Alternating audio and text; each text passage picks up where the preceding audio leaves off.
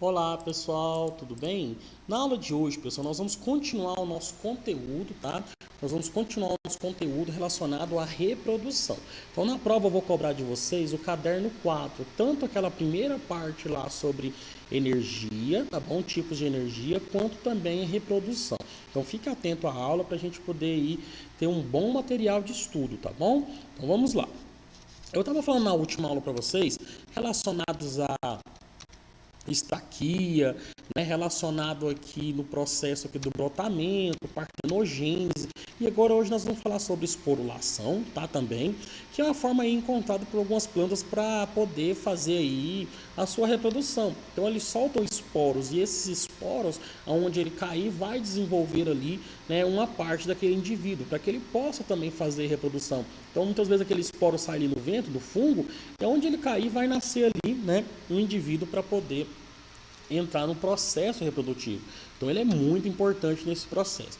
Fragmentação ou regeneração, ou seja, eu quebro um pedaço do indivíduo e ali aquele pedaço dele vai se desenvolver em um outro indivíduo. Por exemplo, a estrela do mar. Se eu quebrar aqui cada um desses bracinhos dela, cada bracinho que quebrar vai nascer um novo indivíduo, ou seja, vai regenerar um outro indivíduo. A planária também, a estrela do mar e as esponjas. Se você pegar o Bob Esponja e bater no liquidificador, todo pedacinho do Bob Esponja vai nascer uma nova esponja.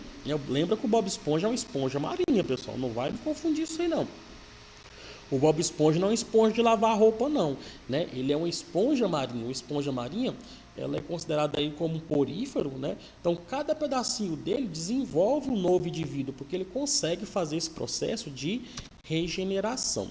Pessoal, a reprodução assexuada e assexuada tem algumas vantagens. Qual que é a vantagem da reprodução assexuada? O seu período de duração é muito mais curto, porque é muito mais fácil, por exemplo, fazer regeneração, fazer o processo de brotamento, do que a reprodução sexuada, porque a sexuada eu vou ter que ter uma variabilidade genética, eu vou ter que ter dois indivíduos, vai ter que fecundar, vai ter que maturar, vai ter que organizar para depois nascer o indivíduo. Na sexuada é muito mais rápido. Na assexuada, sem a troca de material gamético ali no caso, eu vou ter uma maior velocidade, não há muito gasto de energia, né? Então eu gasto pouca energia, né?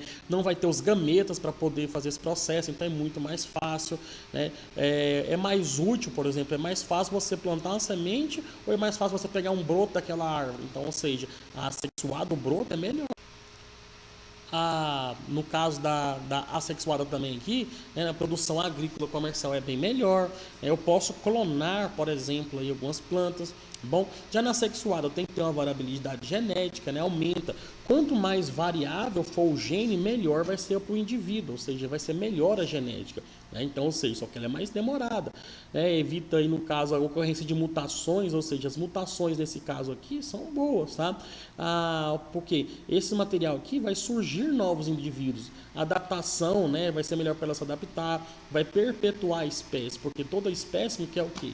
Quer se reproduzir, ela quer deixar seus descendentes. Então, isso para a espécie é muito bacana, tá bom, pessoal? Então, isso é vantajoso. As desvantagens da assexuada não há variação genética, ou seja, aquele indivíduo ali ele vai ser um clone. Então, se vier uma doença, mata todo mundo da família, né? Ou seja, porque todo mundo é um clone. Agora, se for sexuado, no caso, pode haver uma mutação que alguns indivíduos possam sobreviver. É igual o coronavírus. Não tem pessoas que morrem e pessoas que vivem? Pensa se todo mundo fosse um clone, fosse igual, todo mundo morreria com o coronavírus, entendeu? Ou seja, a adaptação, no caso aqui, a sexuada é bem melhor, tá bom?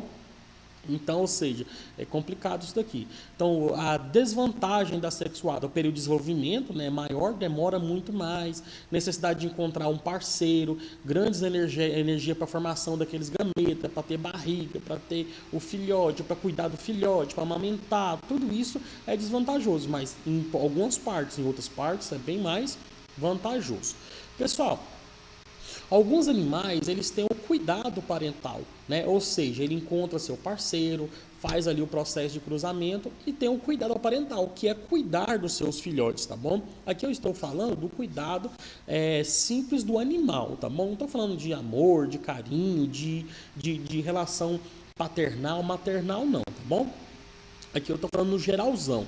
Então, alguns indivíduos, eles têm o quê? O macho e a fêmea, eles formam um casal. A gente chama isso de monogamia. Monogamia é, ou seja, um casamento desse casal, né? Então, os dois aí vai ficar perto dos seus filhotes, vai cuidar dos filhotes, depois o filhote vai embora, né? E eles vão continuar ali juntos, ou seja, um casamento monogâmico. As araras mesmo, aquelas araras, quando um macho ou a fêmea morre, eles ficam sozinhos pro resto da vida. Então, ou seja, há uma monogamia desses animais. A poliginia, né, é onde o macho se acasala com várias fêmeas, né? Ou seja, mas a fêmea, ela só vai acasalar com um macho só. Porque esse macho, ele quer dispersar o seu gene, ele quer deixar sua marca genética ali para aqueles indivíduos. Então, ele não vai ficar somente com uma fêmea, ele vai ficar com um, né, no caso aqui, com várias fêmeas. Mas a fêmea vai participar ali daquele harém dele, então ele vai cuidar ali daquele processo, né? Mas ali ele vai ter vários animais, várias fêmeas que ele vai se proliferar. A poliandria, né, onde a fêmea se acasala com vários machos e o macho só com uma fêmea, ao contrário aqui, tá? A fêmea, ela tem vários parceiros aí para acasalar, mas o macho só fica com uma. E o macho aqui nesse caso é o cuidador dos filhotes. O cavalo marinho, os filhotes, ele praticamente que faz a gestação dos filhotes aqui, ele que cuida dos filhotes até eles ficarem grandinhos, né, para poder se cuidar sozinho. É bem mais difícil de acontecer.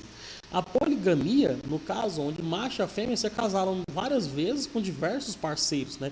Ou seja, quem for o mais forte, quem for o mais esperto ali é que vai acasalar, né? Acontece no peixes, répteis e vários outros animais.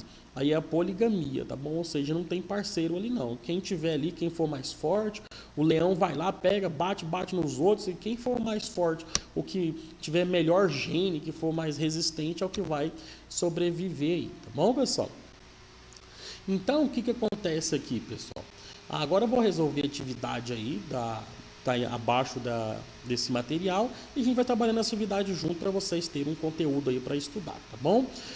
Pessoal, em relação às vantagens existentes do grupo, né, possuem... Aqui já é questão já. Em relação aos vegetais, existem dois grupos que não possuem sementes, flores e frutos e apresentam uma fase sexuada e uma fase assexuada em seu processo reprodutivo. Quais são esses grupos? Aqui eu estou falando já dos vegetais. Nos vegetais nós temos os musgos, né, as hepáticas e as pteridófitas, as gimnospermas e as angiospermas. Nós vamos trabalhar um por um aqui para a gente poder lembrar um pouquinho disso aqui. Os musgos é conhecido como os briófitas. Foram os primeiros indivíduos, né, no caso das plantas aqui, a surgirem. Eles são pequenininhos, é aquele lodinho da calçada, aquele verdinho, sabe bem isso? Que fica lá quando a calçada está molhada. Ele vai formar os musgos. Esses musgos aqui, pessoal, eles vão dar origem aqui, no caso, a esse processo, né? Eles são bem pequenininhos, né? Eles não são grandes. Já as pteridófitas são as samambaias, avencas, né? Que tem na casa da avó, da tia. Então essas samambaias aqui, elas são bem maiores. Ela tem vasos condutores de seiva elaborada, de água dentro delas. São organismos mais adaptados. E eles aqui, eles participam de duas fases. Uma fase sexuada e uma fase assexuada, né? No processo de reprodução. Então é isso que o exercício quer te dizer, beleza?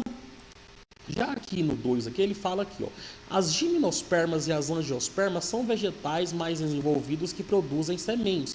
No caso aqui, né, os musgos e as hepáticas aqui, as briófitas e pteridófitas não produzem sementes. Já as gimnospermas e as angiospermas, que é o pinheiro, a araucária, o cedro, a essas são o que? As gimnospermas. As angiospermas são todas as árvores, galhos, flor, ervas que produzem flor, semente, fruto, tá bom? No caso, as gimnospermas só tem semente. As angiospermas têm flor, fruto, semente, beleza? É o que a gente diferencia uma outra. Aí é o pé de manga, abacate, essas plantas que você conhece aí, a melancia, a abóbora, essas plantas, tá bom? A formação da semente depende do encontro da célula reprodutora masculina e feminina. Logo, podemos caracterizar a reprodução desses grupos como sendo... Pessoal, para uma planta ter semente, eu tenho que ter o ovário da flor e o pólen da flor também. Ou seja, o pólen, juntamente com o ovário, eu vou produzir uma semente. Aqui é das gimnospermas, esse pinhão, a pinha, é da gimnosperma, tá bom? ele só forma uma semente, ele não forma o fruto. Isso aqui que é aquelas, tipo, faz aquelas guirlandas de Natal, que lá não é fruto, que lá é uma semente, tá bom? Uma pinha que a gente chama.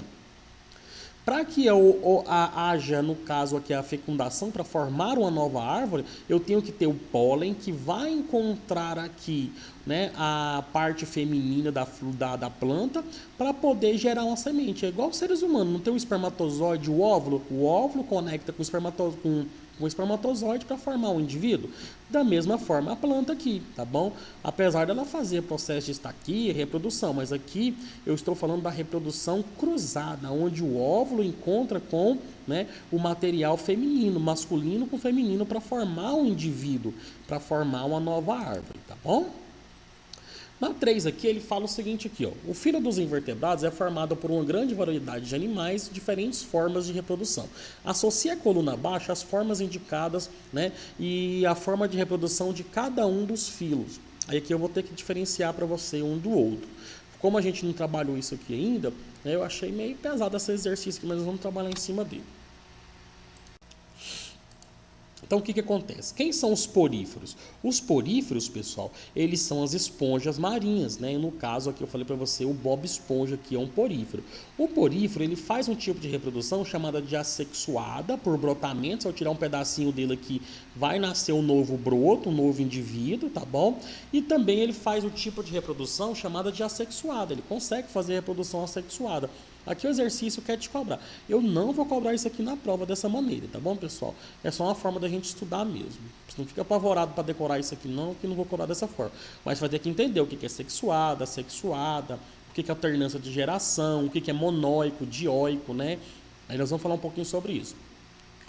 Os selenterados, quem que são os selenterados, pessoal? São os corais marinhos, a medusa, né? A medusa é aquela medusa, no caso a água-viva, a caravela do mar, né? Esses organismos aqui, eles fazem reprodução assexuada, sexuada e espécie com alternância de geração, que no caso aqui, alguns pólipos formam os selenterados, tá bom? As medusas, e depois ela volta a ser pólipo de novo, ou seja, isso alterna entre um indivíduo nadante, que nada, né, água viva, e o indivíduo pólipo. Então, por isso que alterna uma geração com a outra, beleza?